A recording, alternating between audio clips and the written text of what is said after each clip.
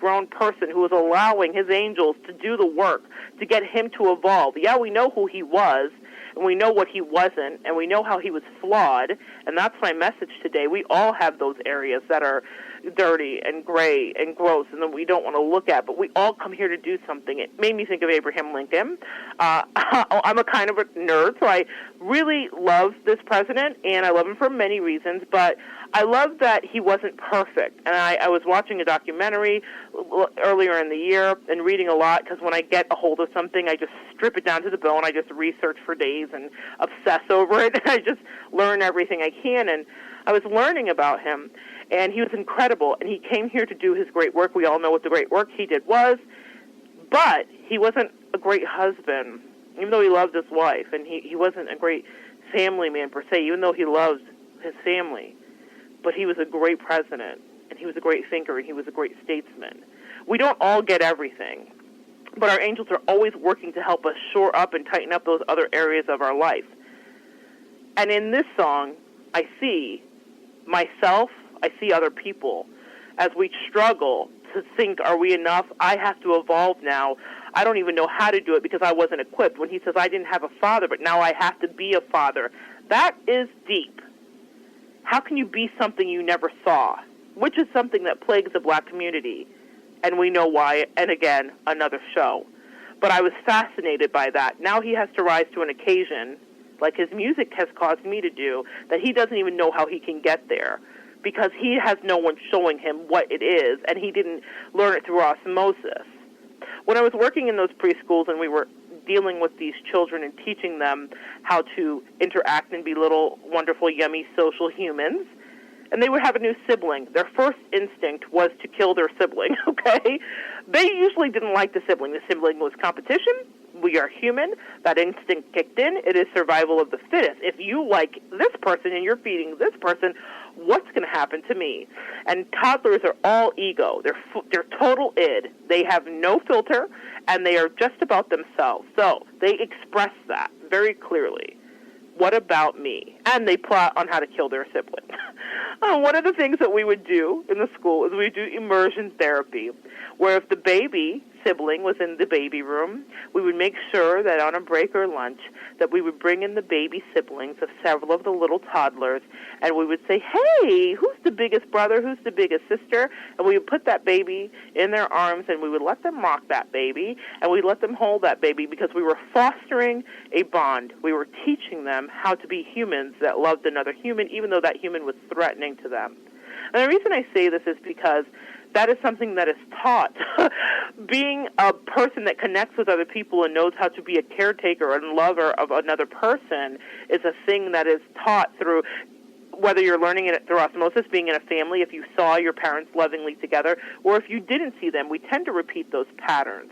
And so with those little babies in that immersion therapy, we taught them, we bond with your sibling. This is your sibling. You have this huge responsibility, and they're going to love you so much. It wasn't a natural thing that happened. We created it, and that was a lesson I never forgot.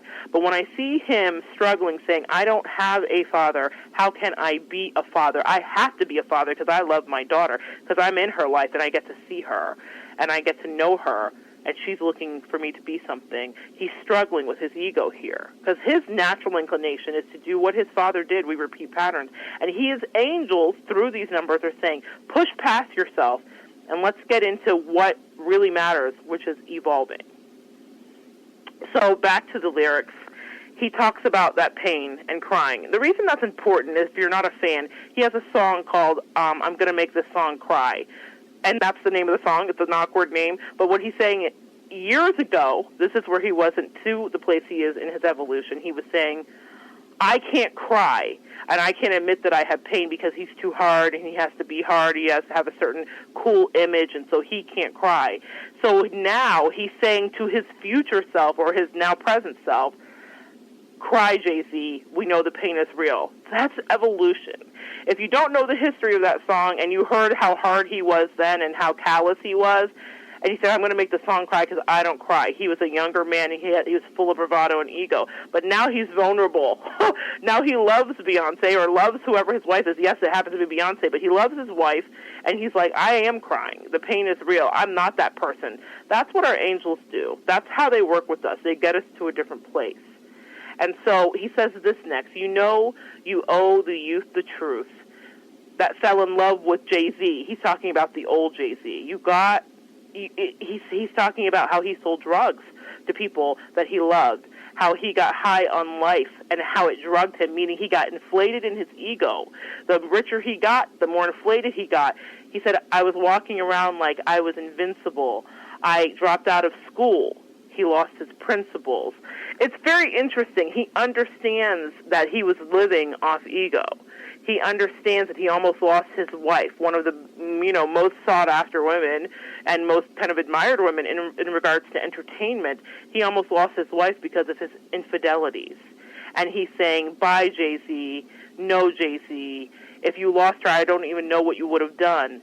And so never be like me, he advises to other men. Don't lose your amazing person because of your ego and because you want to sleep around and because you don't realize that you're being a little bit insane in your ego. That's evolution. So in Kill Jay-Z, we see him trying to rip away his ego from himself. He's grappling with his many overt flaws and trying to find out where his ego ends and the vulnerable man, Jay-Z, begins. So many of the themes he explores are as a result of deep diving and, again, I believe, working with his angels. So first, let's talk about this angel number, which brought us to this whole lesson, 444. He says in one of his candid interviews that he woke up in the morning at 444, and it happened several mornings in a row. And every morning this idea of this new song and album started coming to him. 444 in the morning, he woke up, and it got his attention. And so when I heard that, I was doing the hallelujah hand clap praise, hallelujah hand clap praise, because I understood we're speaking the same language. Not so much like, hey, JC, you're going to call me and we're speaking the same language, but he's speaking a universal language. His angels are speaking to him. That happens to me all the time where I wake up and I see a number 333, 222. I've told you guys plenty of times about the numbers I see on the back of license plates and billboards. It happens to me all the time. I'm very aware of angel communication. So when he said he was woken up at 444, and 4 happens to be one of his favorite numbers, that's why he named his daughter Blue Ivy. He was born on the 4th. His favorite president was born on the 4th, all of that stuff. He really identifies with that number 4. So that is something that I think has been coded into him vibrationally that he may not even realize. Again, another show. But that resonated with him. They knew they would get his attention, and they did. So let's talk about what it means. The reoccurring number 444 means honesty. How honest was some of the lyrics I just read you guys? Honesty and inner wisdom. How wise was what he was saying. This is a sign that your angels are sending to you to encourage you to continue to work and to work hard, to pursue your passions. And it represents rigorous goal-seeking, and it applauds you for your drive. It resonates with the vibrations of practicality, responsibility to his daughter, practicality in a message where he has to shift from being a thug and from being a criminal into being a person that's a businessman and a mogul, and admitting that he was a thug and a criminal. That is real growing up, because it's easy to pretend you weren't who you were in order to be honored where you are. But when you admit who you are and that it took you to where you are now, who you were to where you are, that's growth to me. When you're dealing with angel number 444, you're dealing with productivity, illumination, initiation, and building solid foundations. You're dealing with stability, ability, honesty, and inner wisdom, determination, endurance, hard work, and progress. I don't think there's any harder work than the excavating that this man has been doing in this album. I don't think there's any harder work than the excavating that we all are challenged to do with our journeys in our life and the person that we may not have liked and things we may not have enjoyed that we've done, and looking that in the mirror. That's the hardest work of all. People joke with me that know me that I'm always working. And I love a self-help book. I read some fiction, and it had a couple of things that were interesting, but even the fiction I read had to have interesting plot twists and turns in regards to the human dynamic. that's what fascinates me. That's what I'm on Earth here to explore and to flesh out. That's my calling. And so I think that work is the most admirable work. And that's why there are people like me. Not everybody thinks that way, and that's why there are people like Bill Gates. Because in order for our world to work, we all have to have different specialties. This just happens to be mine. So I really resonate with this number 444, and I understand how Jay-Z got to where he got to in this album and in this place in his life, because this is the energy and the vibration that his angels have been working on with him. It also represents the four elements of air, fire, water, and earth, and the four sacred directions, of north, south, east, and west, with the 3 fours appearing. The influence and energy of 4 are magnified and intense, and it asks you to pay attention to your intuition and inner wisdom as you connect with your angels and the angelic realm, because it's very strong when you're seeing that number 444. So that's why his angels woke him up and said, hello, you've got a message. You've got something to write. You've got something else to say. We're not done with you yet. And they kept waking him up, and so much so that they impressed it upon him that the album, the whole album, not just the song, should be named 444. But there is a song that is named 444. We'll talk about that. The message is that your angels are with you. They're encouraging you and guiding you and offering positive energies and strength, and they're supporting you to enable you to get the work done that you need to. They know and understand that you've been toiling diligently towards your goals and encourage you to continue on your current path to achieve the success and the results that you're really looking for, okay? So it's so important. If you see 444, use your strong connection with the angelic realm to your benefit, guys, and be open to their promptings and messages. The messages always come. Listen to your intuition and follow the guidance there. But I wanted to talk about, lastly today, 444, which is what got me started with all of this. He really kind of strips himself bare. And here he's talking about infidelity. And, in working with my clients, this subject comes up all the time. I can't tell you how many times people call me and say, is my guy cheating? Is my girl cheating? Are we going to stay together? What do you think? And I think and I say this to my clients, our relationships are the greatest way that we stretch ourselves and get to do our work. And if you stick and stay in the relationship and you tough it out through your addictions, through your energies, through your boredom, through your apathy, through your lust, through your excitement, through your disinterest, through your disengaging, it is the greatest reward you'll ever have. I prize relationship, friendship, love relationship. I prize exchange of energy, and I see the wisdom that our angels and universe and source God has imbued in us in order to grow via that mirror and that tough place next to that person sometimes, and that wonderful place next to that person. And it is through his relationship with his wife that I think that this man has evolved, and his angels have caused him to take a look at himself.